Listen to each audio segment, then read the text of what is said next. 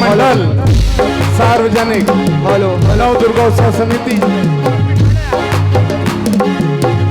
आज हमारे मंडल में पधारे हमारे परम सहयोगी हमारे आदरणीय और हमारे मंडल के सम्मानीय आदरणीय श्री पंकज जी रिमझा, सुधीर जी मिश्रा, और भी बहुत सारे महान विभूति आज हमारे बीच उपस्थित हैं। मंडल द्वारा आपका हार्दिक अभिनंदन वंदन स्वागत। आज हमारे मंडल में पधारे हमारे विशेष सहयोगी रहे आदरणीय श्री पंकज जी रिमझा, आदरणीय श्री सुधीर जी मिश्रा, आप सभी का मंडल द्वारा से धन्यवाद। हमारे मंडल के आदरणीय श्री सुनील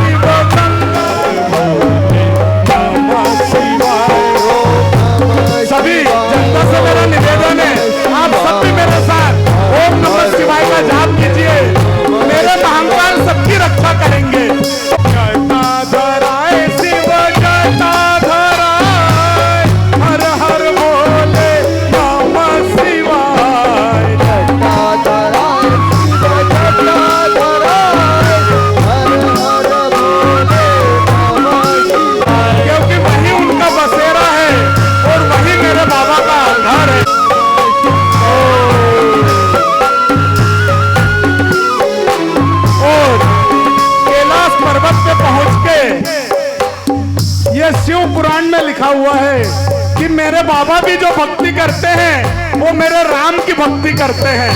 देवाधिदेव महादेव जब भी अपनी समाधि में जाते हैं, जब भी अपने ध्यान में जाते हैं तो मेरे राम का स्मरण करते हैं।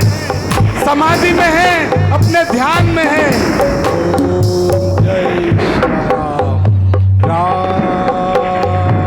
कमल और सुदर्शन चक्र लिए मेरे ब्रह्मा और भगवान विष्णु धरती का नजारा देखते हुए और आपस में बात करते हुए, हे प्रभु देखिए तो सही, नवरात्र में इस धरती लोक का नजारा बड़ा अद्भुत होता है। क्यों प्रभु, ऐसा क्या है धरती लोक पर? धरती लोक ही एक ऐसा लोक है जहां व्यक्ति को पाप और पुण्य करने का अवसर प्राप्त होता है। यदि व्यक्ति पाप करता है तो उसे नरक भोगना पड़ता है, और यदि व्यक्ति पुण्य करता है तो उसे मेरी शरण में आना पड़ता है। देखिए 9 दिन ये माता स्वरूप कन्याएं कैसा गरबा कर रही हैं, और जब भगवान श्री नारायण को धरतीवासी और धरती की सनातनी जनता देखती है तो सभी ब्रह्मा जी और भगवान श्री हरि नारायण जी का ही गुणगान करती है। और मेरे भगवान श्री हरि नारायण और ब्रह्मा जी अपने ब्रह्मलोक की ओर प्रस्थान करते हैं और कहते हैं, हे विष्णु जी, आइए हम ब्रह्मलोक से ही इस धरती लोक पर इन कन्याओं का गरबा देखेंगे। देखो, पृथ्वीवासी किसी कड़ी तपस्या उपवास करके मेरी मां शक्ति की आराधना कर रहे हैं, और ब्रह्मा जी और विष्णु जी ब्रह्मलोक में पहुंचते हैं। और जैसा कि वर्तमान में यदि आपको एक खबर दूसरी जगह पहुंचाना है तो आज आपके पास मोबाइल है, दूसरी जगह, यहाँ तक कि एक लोक से दूसरे लोक में जब खबर पहुंचाना होती थी तो उस समय के जो मोबाइल, उस समय के जो डाकिया हुआ करते थे वो थे श्री नारद जी मुनि, भगवान ब्रह्मा जी के परम पुत्र नारद जी निकल पड़ते हैं, हमेशा श्री नारायण का नाम लेने वाले। ऐसे नारद जी निकल पड़ते हैं धरती लोक की ओर।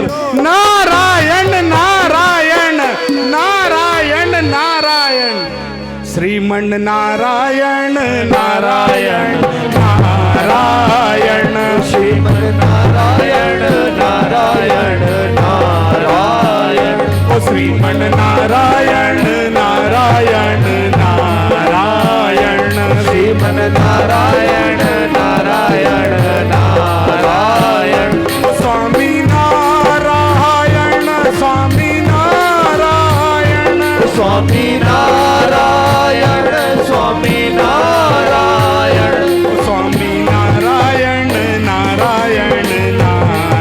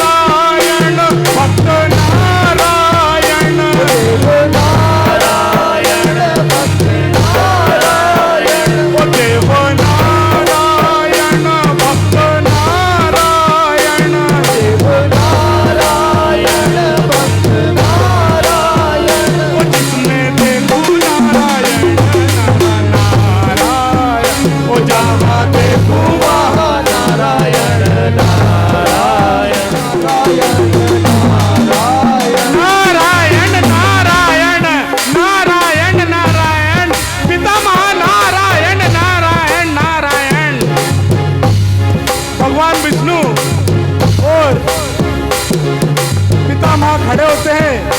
हे पुत्र, तुम हमेशा ऐसे वायु गति से ही क्यों आते हो? क्या खबर लाए हो? अरे बड़ा ही सुंदर दृश्य देखकर आ रहा हूँ पितामह, मैं तो उसका बखान ही नहीं कर पा रहा हूँ। ऐसा क्या देख लिया पुत्र तुमने? पितामह, मैं धरती लोक से आ रहा हूँ। क्या देखता हूँ? छोटे छोटे गरबा पंडाल बने हुए हैं, वहां पर मेरी कन्याएं रूप में गरबा कर रही हैं। वो कन्याएं बिल्कुल मेरी नवरात्रि जैसी, बिल्कुल मेरी नव दुर्गा जैसी लगती है। आज तो मेरा जीवन धन्य हो गया। मैं उन कन्याओं के दर्शन करे हैं प्रभु, मैं देखो आज धन्य हो गया। ब्रह्मा जी कहते हैं, हे पुत्र, जिस चीज का तुम बखान कर रहे हो हम भी उसी चीज का ही आनंद ले रहे हैं। आओ अपना स्थान ग्रहण करो और तुम भी उसी जगह का स्थान लो। देखो क्या खूबसूरत नृत्य चल रहा है, क्या खूबसूरत दृश्य है धरती लोक का। जैसा कि धरती पर जब पाप पुण्य होता है तो उसी धरती पर पाप भी होता है। और ऐसी पुण्य धरती जहाँ छोटी छोटी कन्या रूपी बालिकाएं गरबा करती है, उसी धरती पर एक महिषासुर नाम का राक्षस भी हुआ करता था, जिसने चारों ओर धरती पर हाहाकार मचा हुआ था, धरती को दहला रखा था, चारों ओर अत्याचार मचा रखा था। ऐसा महिषासुर अपने सेनापति रक्त बीज के साथ निकल पड़ा है।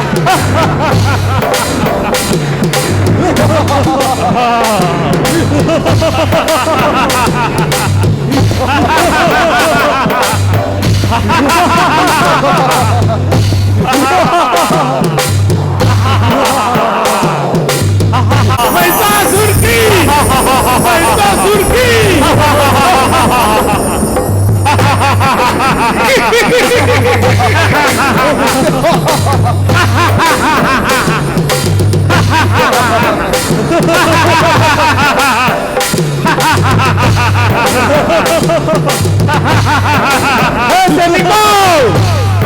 मेरी सेनाओं, जाओ धरती पे हाहाकार मचा दो, चारों तरफ केवल महिषासुर की जय होना चाहिए। जाओ सबको काला कलर बना दो।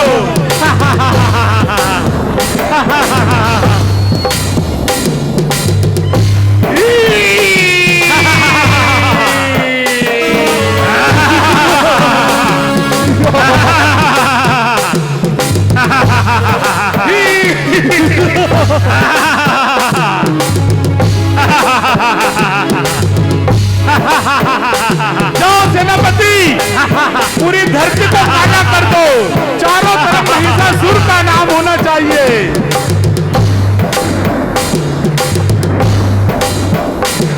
आप सभी के लिए एक सूचना है, आज का हमारा जो रूपक चल रहा है इसको आप ऑनलाइन भी देख सकते हैं।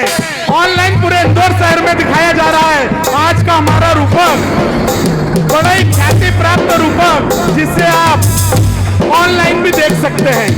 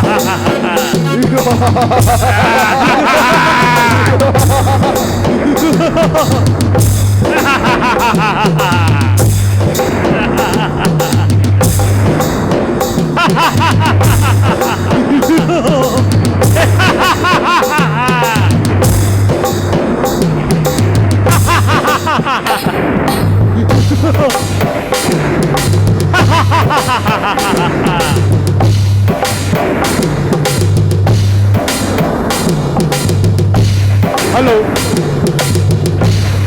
चलो आओ अपने महल में आओ। देखो महिषासुर का महल, ये एक दरबान खड़ा हुआ है। ए दरबान, सबको बैठने की व्यवस्था करो। ए चलो बैठो, सब बैठो। इधर रक्त बीज जो है बड़ा ही खुश दिखाई दे रहा है आज तो, और बाबा के सामने हंसता है। महाराज, हाँ बोलो रक्त बीज। महाराज, आज आपसे एक विनम्र निवेदन है, बोलो रक्त बीज क्या चाहते हो। महाराज, आप जरा भी संकोच मत कीजिए, थोड़ा खुशी का मौका हो जाए। बोलो क्या कराया जाए खुशी के लिए? क्या भूत पिशाचिनी को नचाया जाए? नहीं महाराज, भूत पिशाचिनी की जरूरत नहीं है। हमारे पास हमारी सेना ही बहुत बड़ी है, और एक से एक नचोड़े हैं हमारी सेना में। राक्षस कम है, नाचते ज्यादा है वो। तो यदि आपका आदेश हो तो आपकी वो बारात जब निकालिए तो उसका एक बार डांस हो जाए। ठीक है रक्त बीज, जैसी तुम्हारी अंतिम इच्छा मैं पूरी करूंगा। ए सब बैठो नीचे। रक्त बीज महाराज जिसको बोलेंगे केवल वही खड़ा होगा। रक्त बीज, नचाओ हमारी सेना को। ये बंदर सा मुंह वाला कौन दिखाई दे रहा है? गंजा, इसको खड़ा करो। ये खेबड़ी डायन का भाई है। एक और लेकर आओ। ये एक और बैठा हुआ काला बंदर। हाँ ये भैया बंदर डांस बजा देना यार।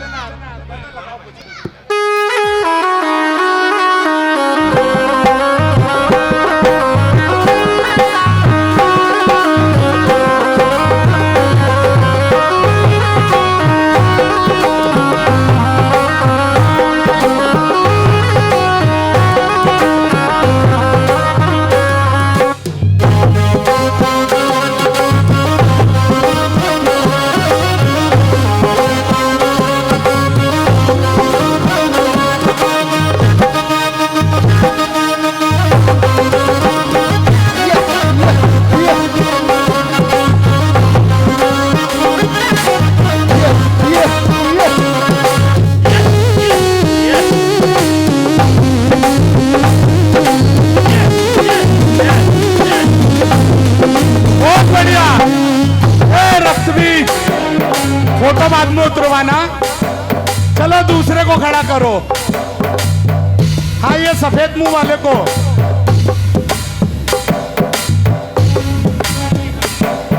हाथ लाओ ना। बस बस, अब इसके बाद रक्त बीज का नंबर है। बजा दो भैया, क्या बजाना है?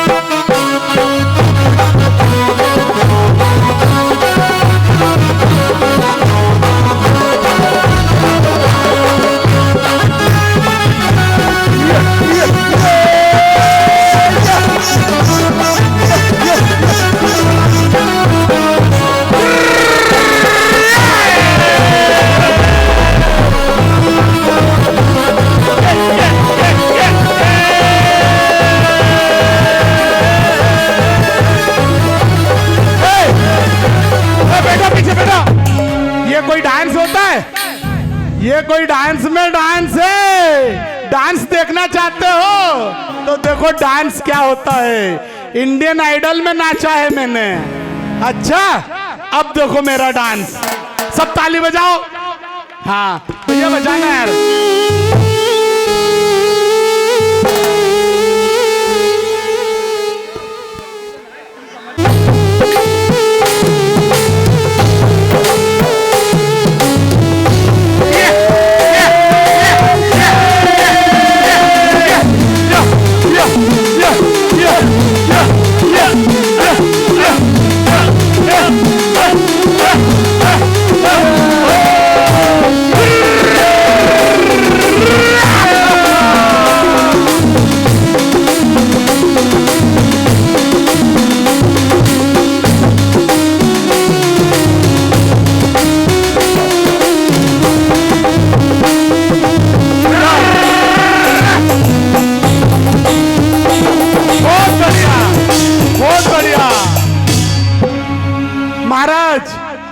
रक्त बीज कहता है महाराज नृत्य तो बहुत हो गया, अब मैं कुछ राक्षस जाति के लिए कुछ करना चाहता हूं। महाराज अपने स्थान से खड़े होते हैं। हे रक्तबीज, आखिर क्या मनसा है तुम्हारी? रक्तबीज कहता है, हे महाराज, मैं देवादिदेव महादेव की कई वर्षों तक कड़ी तपस्या करना चाहता हूं। मैं देवादिदेव महादेव को प्रसन्न करना चाहता हूं। महिषासुर कहता है, हे रक्तबीज, आखिर तुम किस वरदान के उद्देश्य से तपस्या करना चाहते हो? रक्तबीज कहता है, हे महाराज, मैं चाहता हूं कि इस धरती से कभी राक्षस जाति समाप्त न हो, इसलिए मैं देवादिदेव महादेव की तपस्या करना चाहता हूं और उनसे अमृतत्व का वरदान चाहता हूं। मैं उनसे ऐसा वरदान चाहता हूं कि मुझे ना कोई स्त्री, ना ही कोई पुरुष, ना ही कोई पशु मार सके, और यदि कोई मुझे मारने की चेष्टा भी करे और यदि कोई मुझे वार करे तो मेरे वार से, मेरे शरीर से जितनी भी रक्त की बूंदें गिरे, उससे मेरे जैसे शक्तिशाली महान योद्धा और भी सारे रक्त बीज पैदा होना चाहिए, जिससे कि पूरी धरती पर केवल राक्षस जाति का राज रहेगा। महाराज हंसते हैं। हे सेनापति, तुम्हारे विचार सुनकर हमें बड़ी प्रसन्नता हुई है। तुम राक्षस जाति के लिए इतना सोचते हो।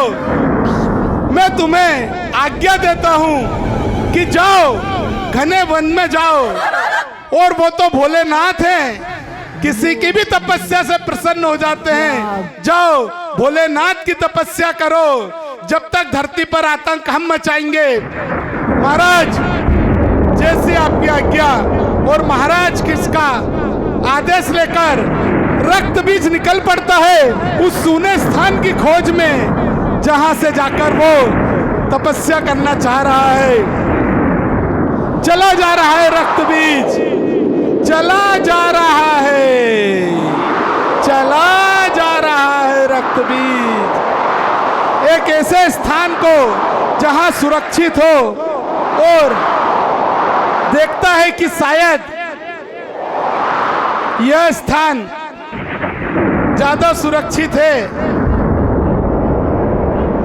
चारों तरफ साफ सफाई करने के बाद एक ऊंची सी पहाड़ी, जो कि कई प्रकार के वृक्षों से घिरी हुई है, उस ऊंची पहाड़ी पर जाता है, अपने आप को तपस्या के लिए तैयार करता है और देवादिदेव महादेव का ध्यान में अपनी आंखें बंद करता है और भगवान भोलेनाथ जी का जाप शुरू करता है।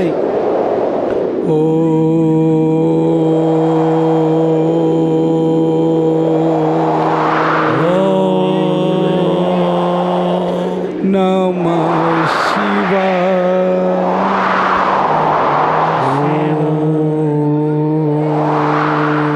कभी एक टांग पर, कभी अपने दोनों हाथ ऊपर करे हुए कई वर्षों तक तपस्या चल रही है।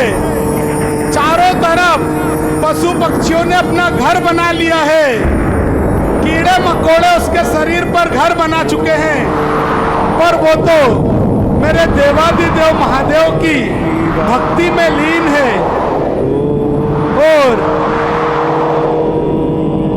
भगवान की तपस्या कर रहा है।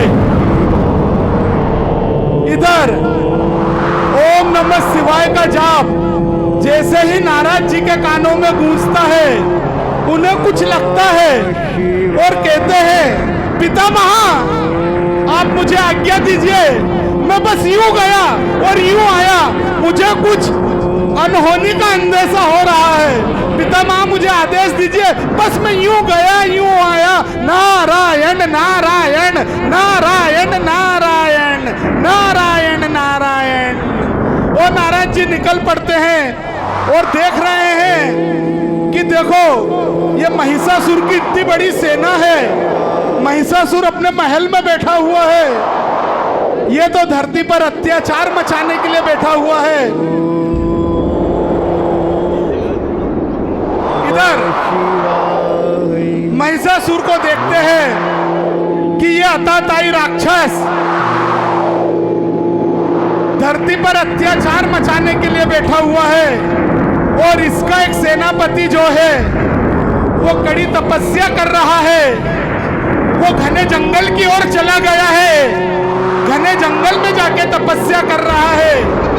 वो अपने स्थान से अदृश्य हो गया है और अपने स्थान पर फिर से आ गया है।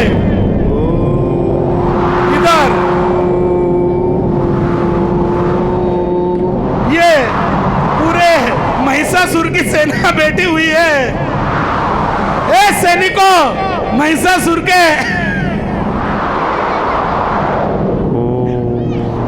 नारायण नारायण, ना जाने क्या होने वाला है धरती लोक का।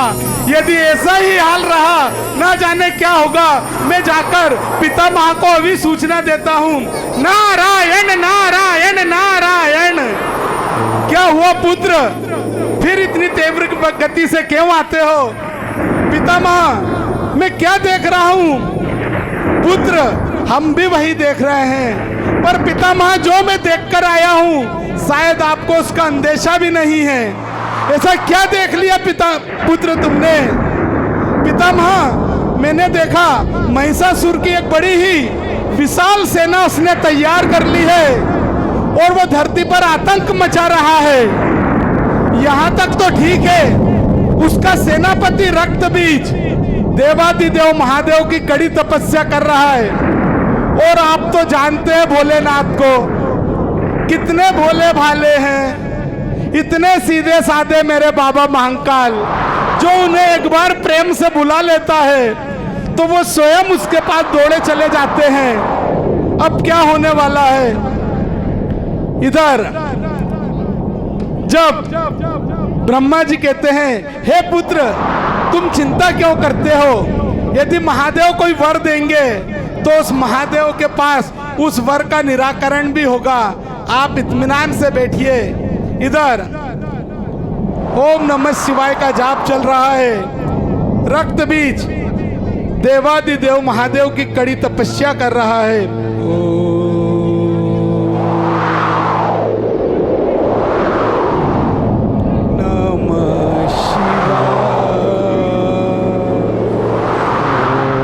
कभी एक हाथ एक पैर पर खड़े होके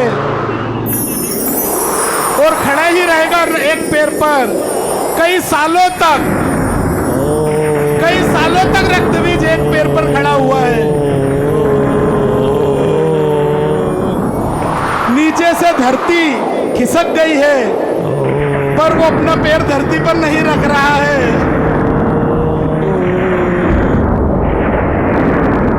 अब अपने दोनों पैर धरती पर रखकर दोनों हाथ महादेव को नमन करते हुए देवादिदेव महादेव का ध्यान लगा रहा है।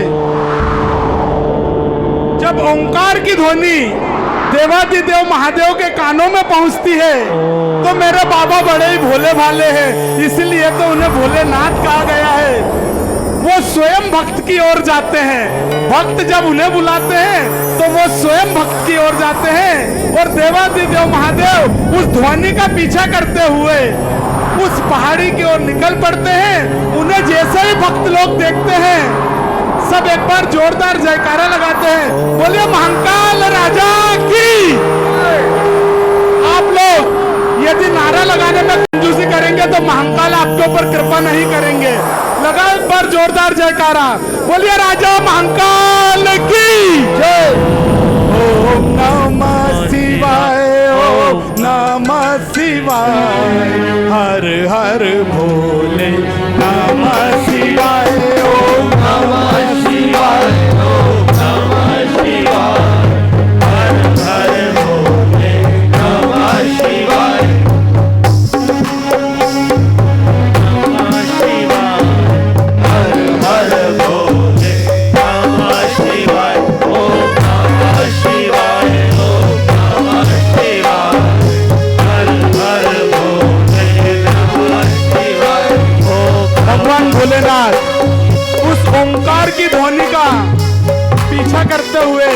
जब भगवान भोलेनाथ निकलते हैं तो देखिए धरती पर छोटे छोटे ग्रह उनके चारों ओर चक्कर लगा रहे हैं।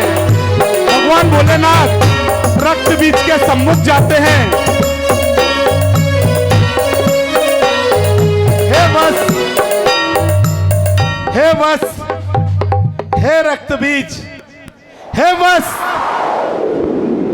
रक्त बीज अपने दोनों नेत्र खोलता है और सामने महादेव को देखकर बड़ा ही अचंभित हो पड़ा। अरे मेरे प्रभु, मेरे आराध्य, मेरे देवाधिदेव महादेव की जय हो, महादेव की जय हो, महादेव की जय हो। प्रभु मुझे पूरा विश्वास था आप पर, आप मेरी रक्षा करने जरूर आएंगे। आप तो देवाधिदेव महादेव हैं, आप तो सृष्टि के संहारक हैं। प्रभु आपने मुझे, आप मेरे समक्ष उपस्थित हुए हैं, आपका बहुत ही आभार व्यक्त करता है रक्त बीज। महादेव कहते हैं, हे वत्स, कहो कई सालों से, कई कल्पों से तुम मुझे क्यों याद कर रहे हो? रक्त बीज कहता है,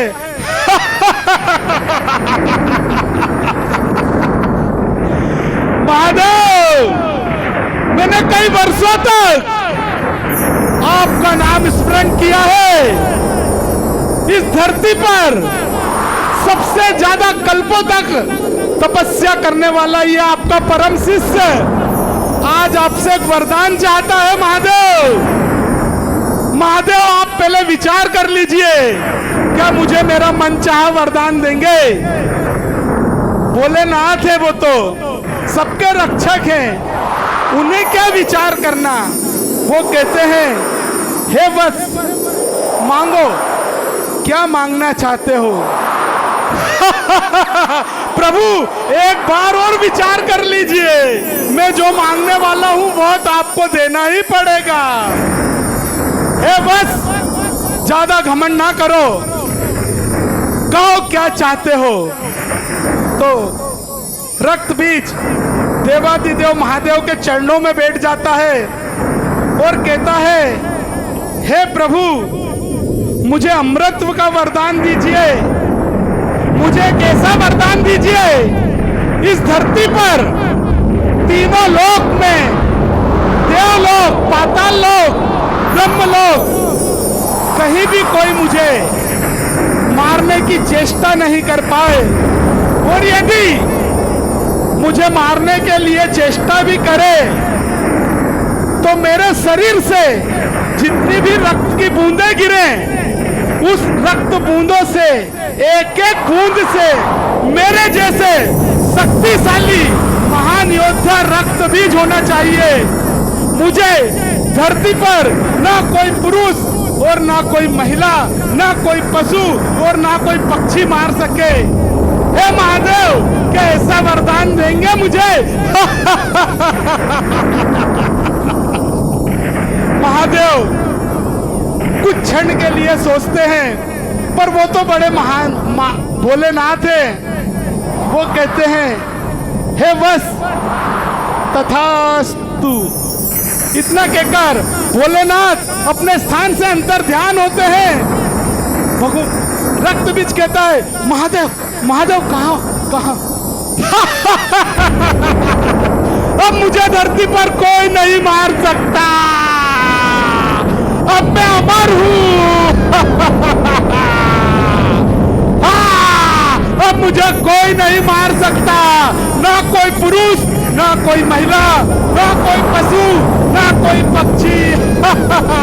महाराज की जय हो, महाराज की जय हो। और रक्त बीज महाराज खड़े होते हैं, रक्त बीज को गले लगाते हैं। हे रक्त बीज, कितने सालों से तुम्हें देखने के लिए मेरी आंखें तरस गई थी, कहो क्या हुआ तुम्हारी तपस्या का? महाराज, महादेव ने मुझे वरदान दिया है, मुझे अमृतत्व का वरदान दिया है, मुझे धरती पर कोई नहीं मार सकता। अब निकालो अपनी सेना और मचा दो धरती पर हाहाकार। सेनापति, सेना तैयार करो, लाओ।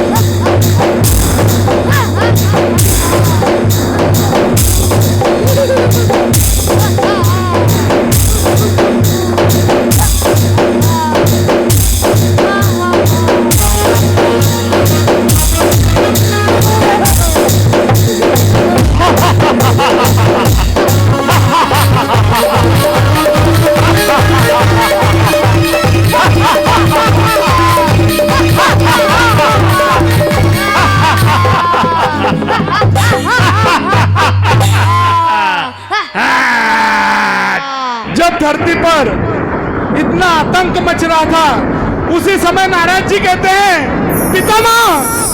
पितामह बस मैं यूं गया और यूं आया, मुझे कुछ अनहोनी का अंदेशा हो रहा है, पितामह मुझे आप आज्ञा दीजिए। नारद जी निकल पड़ते हैं, मैं भी बस धरती लोक से अभी आता हूँ, धरती लोक के समाचार लेकर। और नारद जी निकल पड़ते हैं। इधर नारद जी को देखकर भी नारायण नारायण, दुष्टों जरा दूर चलो नारायण, क्या मुझे भी काला कर दोगे? श्रीमन नारायण नारायण नारायण, श्रीमन नारायण नारायण नारायण, वो श्रीमन नारायण नारायण नारायण, श्रीमन नारायण नारायण नारायण, वो आगे नारायण पीछे नारायण, आगे नारायण पीछे नारायण, आगे नारायण पीछे नारायण, आगे नारायण पीछे नारायण, जहाँ देखूँ वहाँ नारायण नारायण, जहाँ देखूँ वहाँ नारायण नारायण, जहाँ देखूँ वहाँ नारायण नारायण, जहाँ देखूँ वहाँ नारायण नारायण, नारायण नारायण। हे नारद, हे देवताओं के डाकिए, नारायण नारायण कुछ नहीं होगा, केवल महिषासुर जी का नाम लेगा। बोल महिषासुर की जय। अरे दुष्टो, छोड़ो मुझे, क्यों धरती पर अन्याय कर रहे हो? कुछ तो साफ करो, क्यों धरती पर अन्याय? नारायण नारायण नारायण नारायण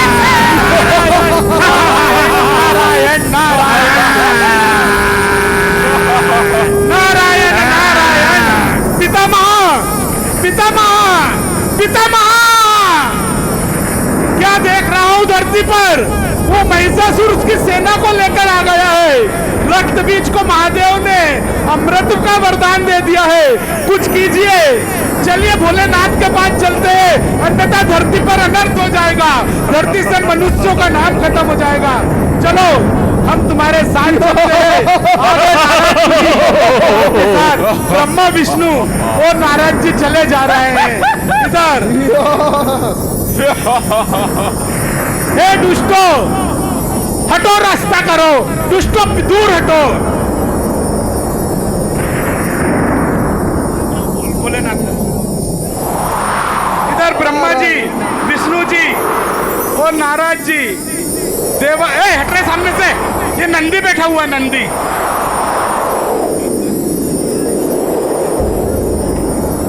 प्रभु प्रभु, हे प्रभु भोलेनाथ कैलाश पर्वत पर अपने स्थान से खड़े होते हैं और श्री हरि नारायण और ब्रह्मा जी से कहते हैं, हे प्रभु आपने क्यों आने का कष्ट किया?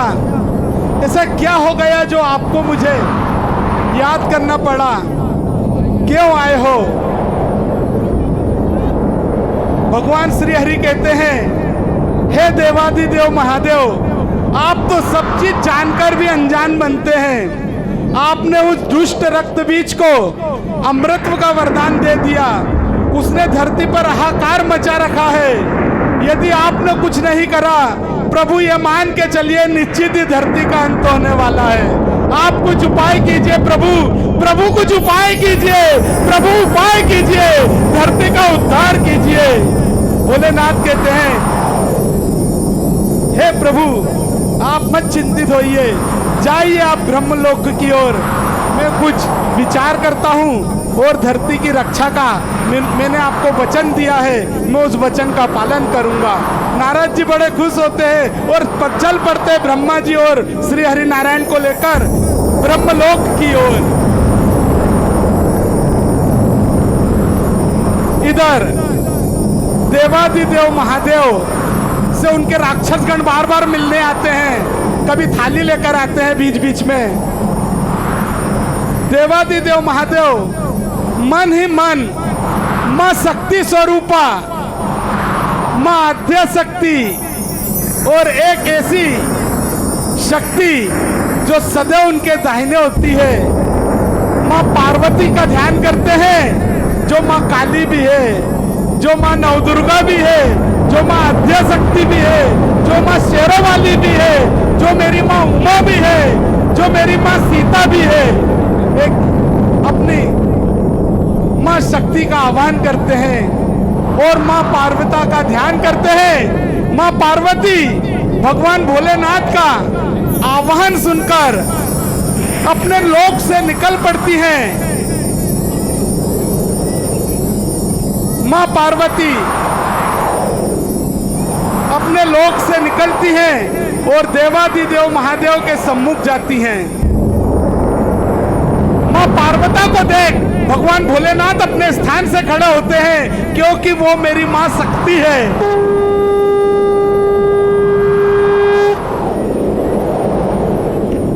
भोलेनाथ कहते हैं, हे देवी, हे शक्ति स्वरूपा,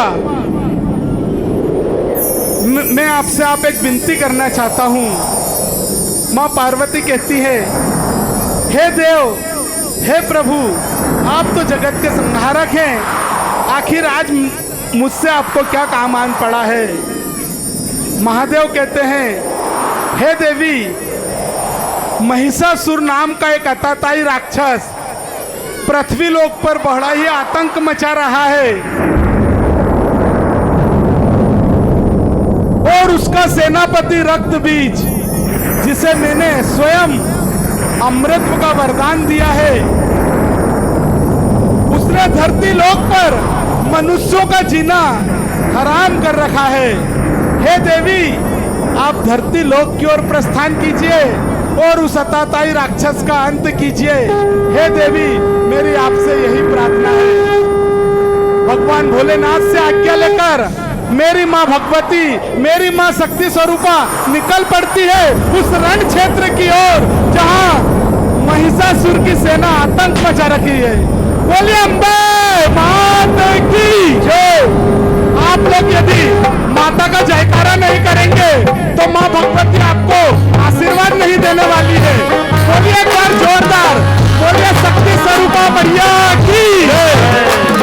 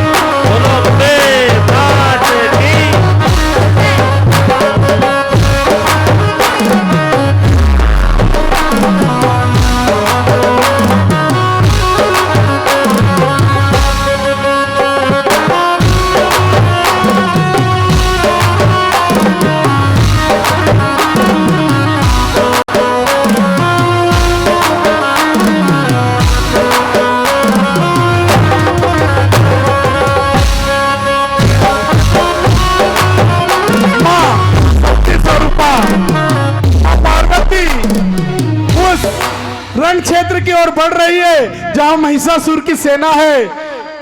महिषासुर देखता है कि देखो ये महिला कौन आ रही है। हे सैनिकों, जाओ उससे युद्ध करो और उसके अंत की मुझे जल्दी से खबर सुनाओ। हे सैनिकों, सैनिकों जाओ, जाओ उसका अंत करो।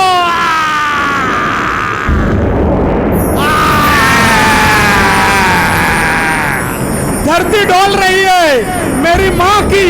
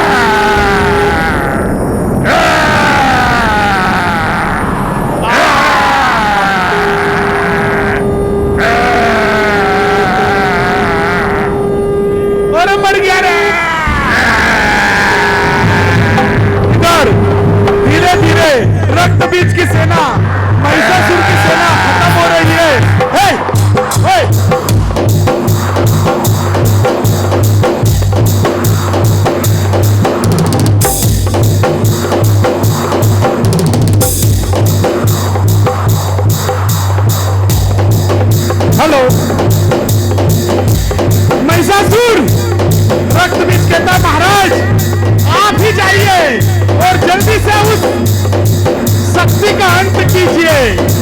ठीक है रक्तबीज, अब मैं जाता हूं।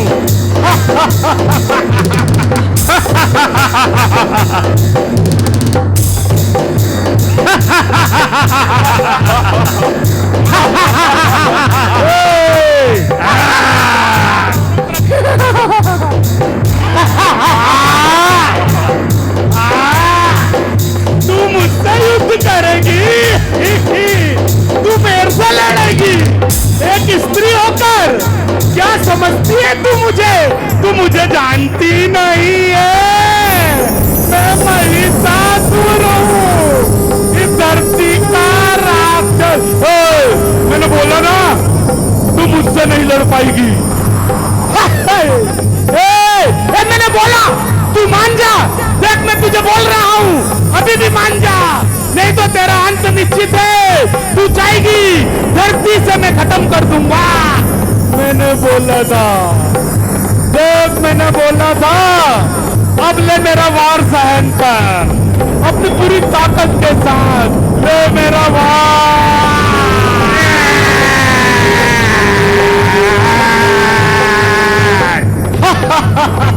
देख मैं तुझे कब से बोल रहा हूँ, तू एक स्त्री है, तू मुझसे क्या लड़ेगी।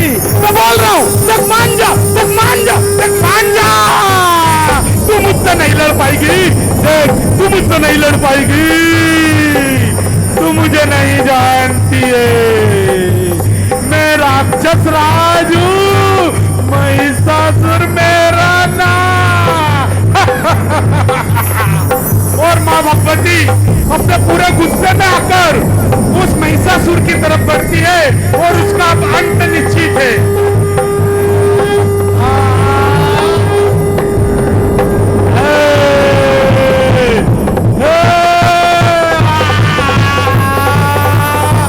और माँ भगवती उसके ऊपर पैर रखकर उसके सीने में त्रिशूल कर देती है।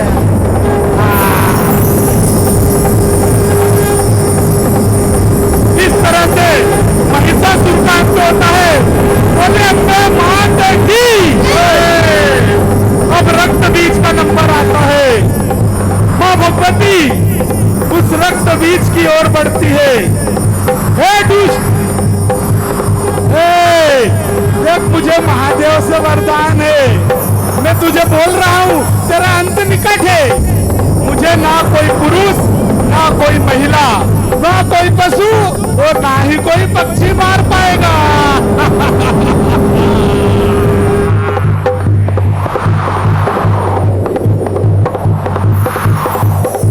और जैसे ही माँ भगवती रक्त बीज की तरफ बढ़ती है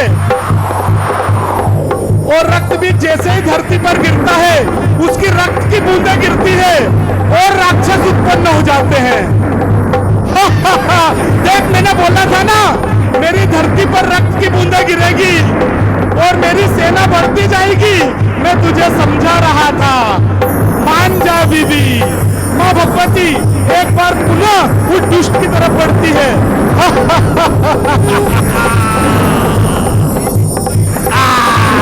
और जैसे ही रक्त बीज की बूंदें धरती पर गिरती है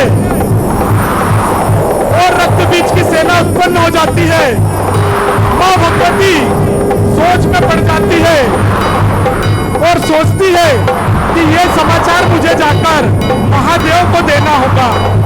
और माँ भगवती मेरे देवाधिदेव महादेव के पास जाती है और माँ भगवती जैसे ही महादेव के सम्मुख होती हैं, भगवान भोलेनाथ अपने स्थान से खड़े होते हैं। हे देवी, क्या शुभ समाचार है। माँ भगवती कहती हैं, प्रभु मैंने उस अताताई महिषासुर का तो वध कर दिया, पर उस रक्त बीज का मैं कुछ भी नहीं कर पाई, क्योंकि रक्त बीज को आपने ही वरदान दे रखा है अमृतत्व का। मैं जैसे ही उससे उसके शरीर पर अपने त्रिशूल से वार करती हूँ तो उसकी रक्त की बूंदें जैसे जैसे धरती पर गिरती है, उसकी सेना बढ़ती जा रही है। हे प्रभु, आप ही कुछ उपाय कीजिए। भगवान भोलेनाथ कहते हैं, हे देवी आपका बहुत ही आभार है जो आपने इस धरती से महिषासुर का अंत किया है। आज से आप महिषासुर मर्दानी के नाम से जानी जाएगी। बोल महिषासुर मर्दानी मैया की जय। और इतना कहकर माँ भगवती अपने स्थान से अंतर ध्यान होती है। भगवान भोलेनाथ अपने स्थान पर बैठते हैं। वो इस समस्या का कोई हल ढूंढ रहे हैं और मन ही मन में एक ऐसी कल्पना, एक ऐसी शक्ति, एक ऐसी अद्भुत अकल्पनीय शक्ति का मन ही मन स्मरण करते हैं, जो कि ना स्त्री हो, ना पुरुष हो, ना पशु हो, ना ही पक्षी हो, और इतनी ज्यादा शक्तिशाली हो कि रक्त बीज के शरीर से निकलने वाली बूंदें एक भी धरती पर ना गिरे। तो ऐसी शक्ति स्वरूपा मेरी माँ कालिका होती है। मन ही मन माँ कालिका का ध्यान कर रहे हैं। चारों तरफ बादल गरज रहे हैं, धरती डोल रही है, आकाश टकरा रहे हैं, समुद्र में तूफान उठा हुआ है, क्योंकि मेरी माँ कालिका का अवतरण होने वाला है।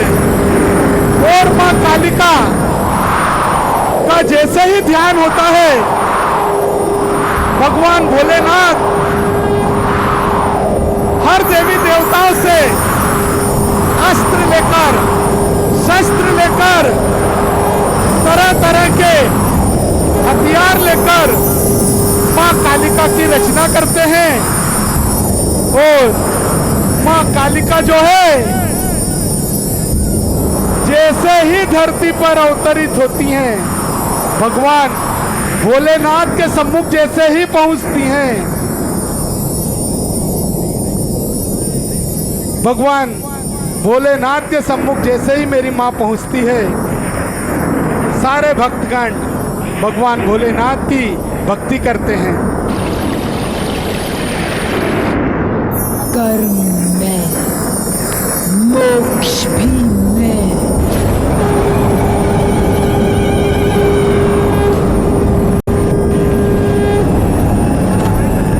प्रकाश में, अंधकार भी में,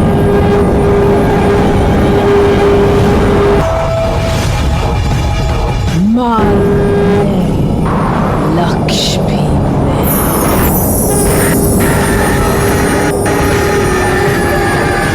मोह में, त्याग भी में,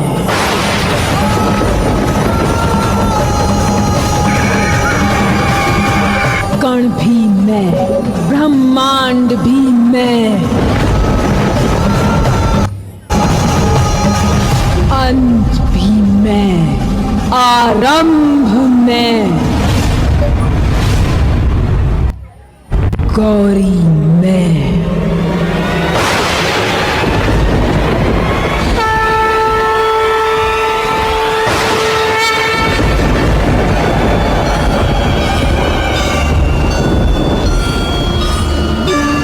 काली में,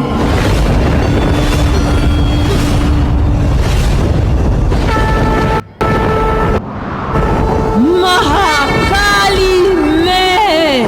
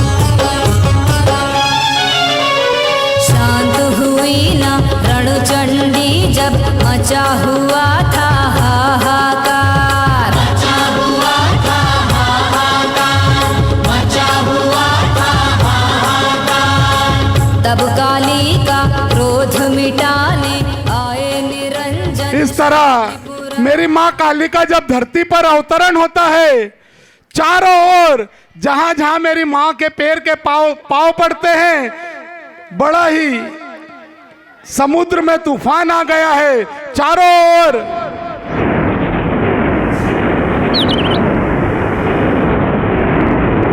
सारे पक्षी परेशान हो गए हैं, समुद्र में तूफान उठने लगा है, धरती डोल रही है, चारों ओर हाहाकार मचा हुआ है।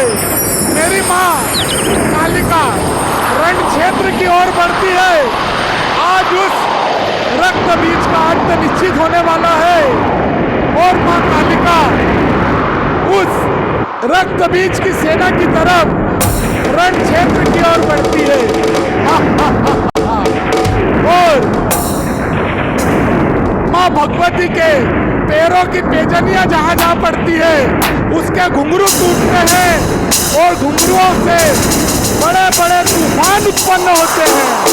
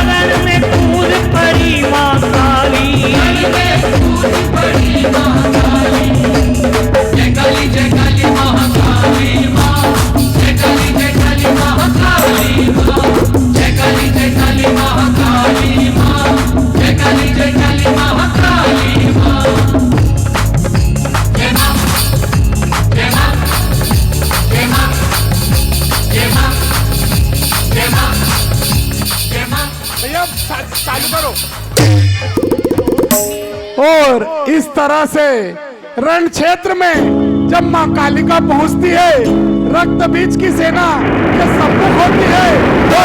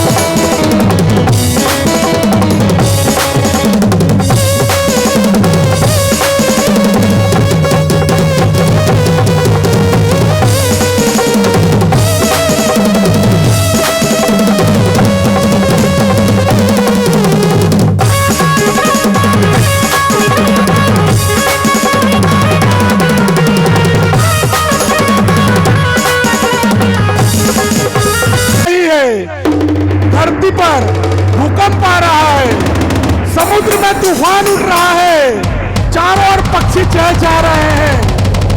माँ कालिका उस रक्त बीज जिसका अंत आज निश्चित है, और रक्त बीज है कि अपनी सेना की ऐसी हालत देखकर बड़ा ही चिंतित हो गया है,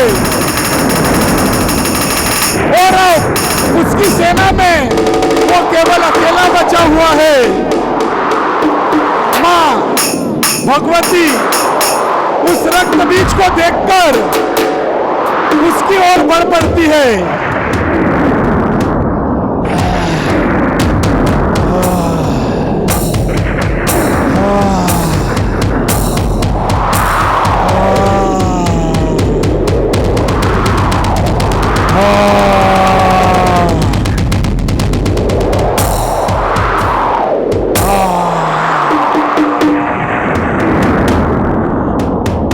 माँ कालिका भगवान भोलेनाथ से प्राप्त उनके त्रिशूल को लेकर उस रक्त बीज की ओर बढ़ती है।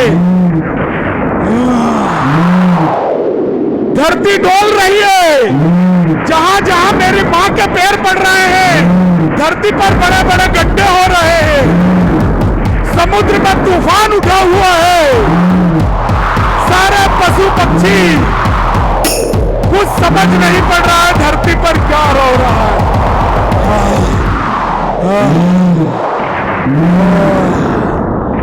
इधर रक्त बीज है कि डर के मारे कांप रहा है कि ये कौन शक्ति है, इसे तो मैंने आज तक नहीं देखा, पर अपने घमंड में अभी भी चूर है।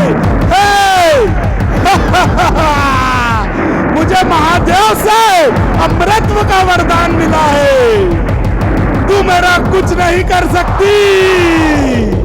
मुझे ना स्त्री, ना ही कोई पुरुष, ना ही कोई पशु, और ना ही कोई पक्षी।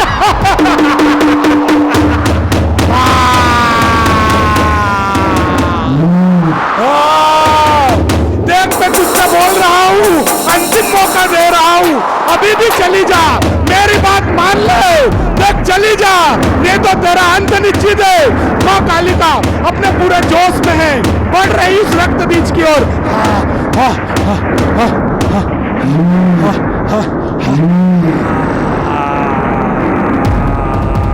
और माँ काली और रक्त बीज का आमना सामना।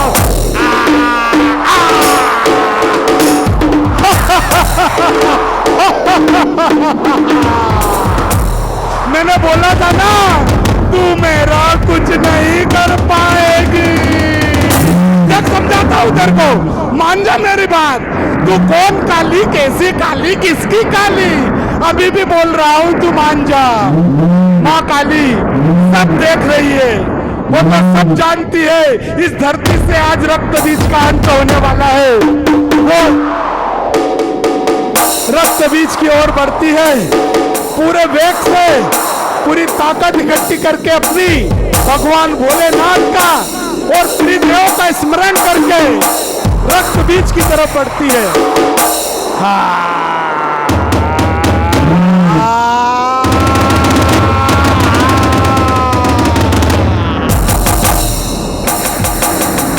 इस तरह माँ कालिका उस रक्त बीज की गर्दन को धड़ से अलग करती है, और उसकी गर्दन से निकलने वाली रक्त की धार को अपने खप्पर में भरकर एक एक बूंद का सेवन करती है, क्योंकि भगवान भोलेनाथ के वर के अनुसार एक भी बूंद यदि धरती पर गिरी तो इसके जैसा रक्त बीज और उत्पन्न होगा। माँ कालिका रक्त की एक एक बूंद को पान कर रही है। देखिए माँ शक्ति इसे कहते हैं जो धरती की रक्षा के लिए उस राक्षस के रक्त का पान कर रही है।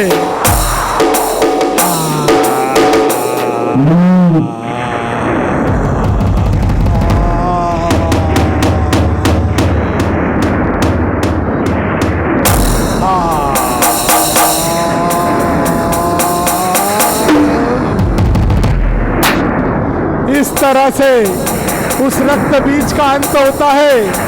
माँ कालिका सभी रक्तों का इतना रक्तपान कर लेती है कि उन्हें अब कुछ शुद्ध नहीं होता है, वे बेसुध हो जाती हैं। अब वे जहां भी धरती पर चलती है, धरती डोल पड़ती है, धरती पर हाहाकार होता है, पशु पक्षी मनुष्य परेशान है, न जाने क्या प्रलय आने वाला है धरती पर।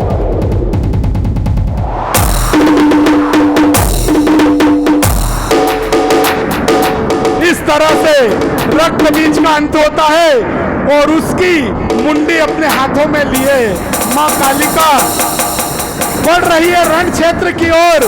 उसे रण क्षेत्र में जो भी दिखाई दे रहा है वो उसको मारने के लिए जा रही है।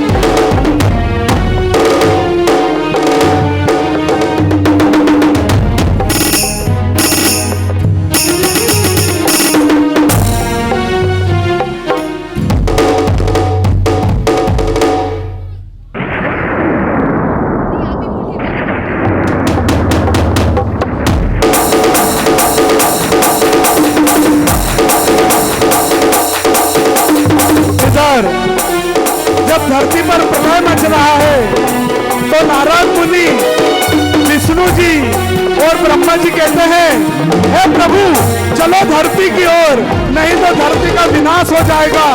भगवान भोलेनाथ ने माँ कालिका की रचना करी है और देवादिदेव महादेव ने से रक्त बीज को क्या वरदान दिया था, उसके लिए अब हमें माँ कालिका की स्तुति करना होगी।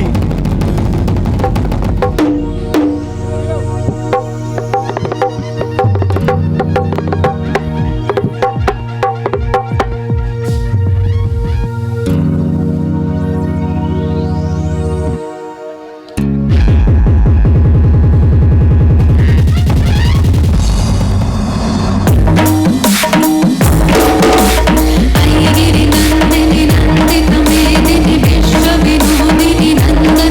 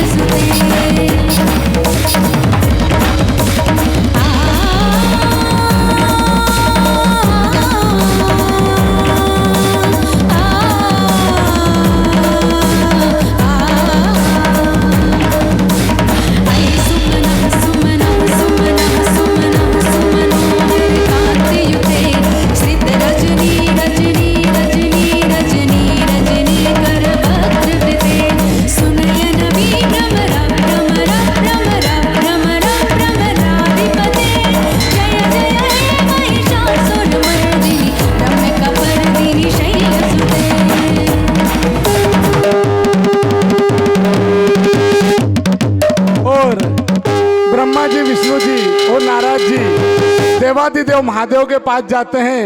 हे महादेव, आपने ऐसी क्या रचना कर डाली है, इस धरती पर हाहाकार मचा हुआ है। हे प्रभु, आप ही चलिए और कुछ उपाय कीजिए, अन्यथा धरती पाताल लोक में चली जाएगी, धरती में डूब जाएगी, समुद्र में तूफान आ रहे हैं। हे प्रभु चलिए। भोलेनाथ कहते हैं चलो देव, चलते हैं, कोई उपाय सोचना पड़ेगा। अब कैसे शक्ति को शांत किया जाए। देवादिदेव महादेव मेरे चले जा रहे हैं, उनके त्रिशूल से ज्वाला निकल रही है। तो मन ही मन त्रिदेव से विचार करते हैं, वो मन ही मन त्रिदेव से विचार करते हैं और कहते हैं हे भगवान, अब मुझे माँ भगवती को रोकने के लिए उनकी राह में लेटना होगा, तभी ये माँ भगवती शांत होगी। और ऐसा उपाय सोचना होगा जिससे कि माँ कालिका शांत हो सके। दोनों देव त्रिदेव कहते हैं हाँ प्रभु, आप सही कह रहे हैं, आप माँ भगवती की राह में लेट जाइए, हो सकता है वो आपको देखकर शांत हो जाएं। और इधर भगवान भोलेनाथ राह में लेट जाते हैं।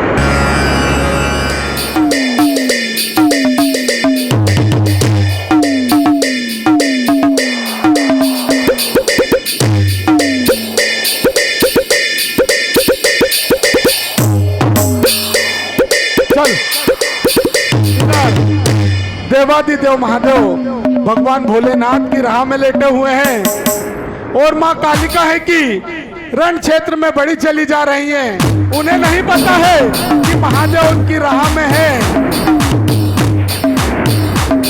और अचानक चलते चलते जैसे ही भगवान भोलेनाथ की ग्रीवा पर, छाती पर माँ कालिका की चरण पड़ते हैं, वैसे ही माँ कालिका की जीवा निकल जाती है। जो कालिका के हम दर्शन करते हैं। इधर माँ कालिका बढ़ी जा रही है वन क्षेत्र की ओर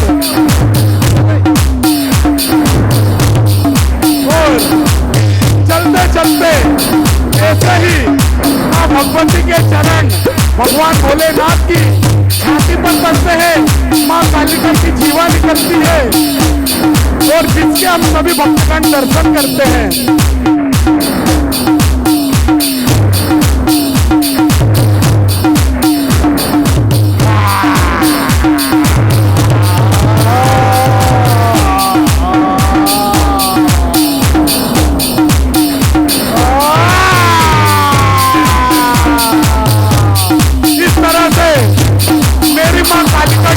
बाहर आती है और सभी भक्तों को माँ कालिका दर्शन देती है। बोलिए मेरे साथ सभी मिलकर एक बार, बोल कालिका मैया की, बोल कलकत्ते वाली कालिका मैया की, बोल पावागढ़ वाली कालिका मैया की, बोल कालिका माता की।